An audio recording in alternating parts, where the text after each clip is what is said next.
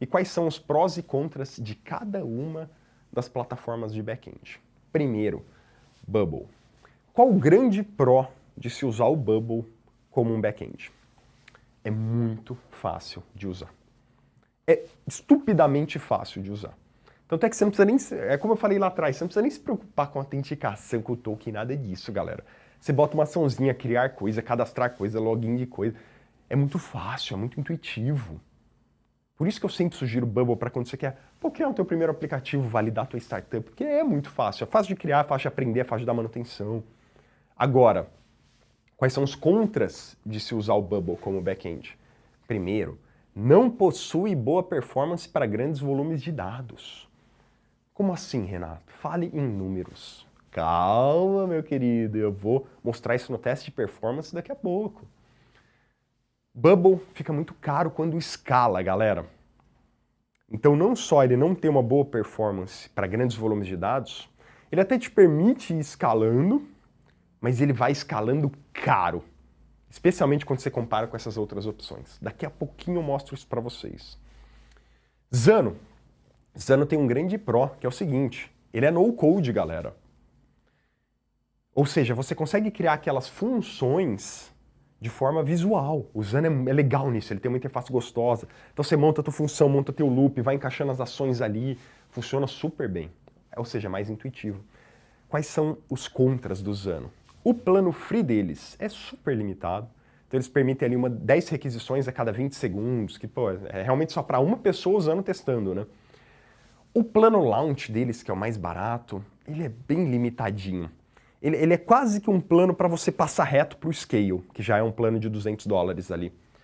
E para aplicativos menores, ele não entrega a melhor performance. Ele começa a entregar uma boa performance lá nos planos Scale 8x e Enterprise para cima. Então, para apps um pouco menores, ele não entrega tanta performance quanto esses dois. Firebase é um back-end do Google, que possui um plano free. Pô, fantástico, galera. Permite até 50 mil usuários mensais ativos, se eu não me engano. 50 mil gravações de banco de dados por dia, X mil leituras. É um plano free muito violento. E já é mais do que validado por clientes grandes.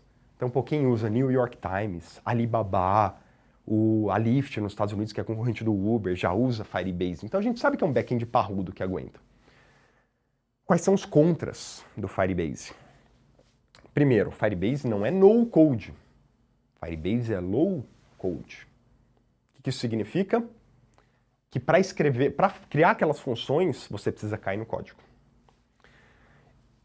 E o que é um ponto um pouco mais polêmico aqui é o seguinte, o Firebase tem um banco de dados não relacional, que é o NoSQL, que eles chamam, né? Galera, eu pessoalmente não consigo enxergar as situações onde a gente vai preferir um banco não relacional do que um banco relacional. E é muito interessante, porque se você vai fuçar no Reddit, assim, você vê a grande maioria dos desenvolvedores preferem muito mais bancos relacionais. E o interessante é que as plataformas low-code e no-code, elas falam a linguagem do banco de dados relacional.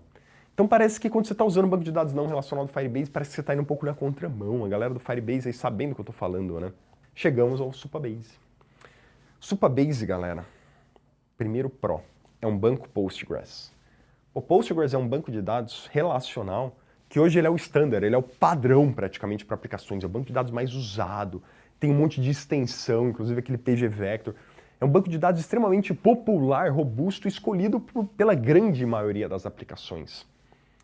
Tem um plano free bizarro, tanto é que é o único que lá no teste de performance eu usei só o plano free do Supabase para fazer os testes, mais do que validado por clientes grandes. Então pega o Chatbase, por exemplo, que é aquele aplicativo de inteligência artificial que a gente usa lá na comunidade Sem Codar, os chatbots da comunidade Sem Codar.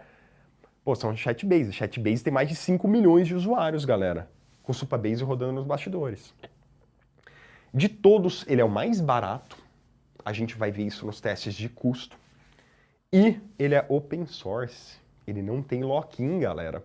Então você consegue, o pessoal perguntou, você consegue hospedar ele no seu servidor próprio, na sua própria instância, se você assim quiser. Mesmo o Firebase, ele não é open source, ele tem lock-in, você fica preso lá dentro. Ah, e se o Google não sei o quê? Pô, claro que o Google vai sobreviver por muito mais tempo que nós todos, mas ainda assim, open source dá uma outra cara, né?